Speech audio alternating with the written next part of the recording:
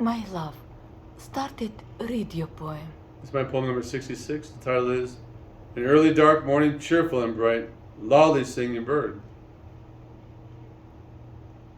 An early morning, dark, cheerful, happy, joyful, singing little, motivated little bird.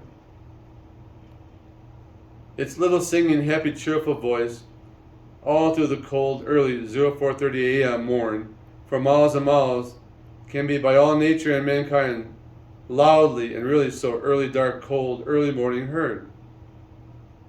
For this lone little happy bird is very loudly, cheerfully, and oh so bright with loving, pure, sweet delight, singing at the very tip-top of its pretty singing voice, to show all sleepy nature and all mankind how happy, warm, and joyfully happy it feels with the greatest life, living and loving, pure and sweet, happy to rejoice. This one little bird, with a heart so deeply full of true love, brings peace to all of nature and all mankind, so outstandingly, cheerfully, by one and all happily heard. And I wrote this poem on 30 April 2022.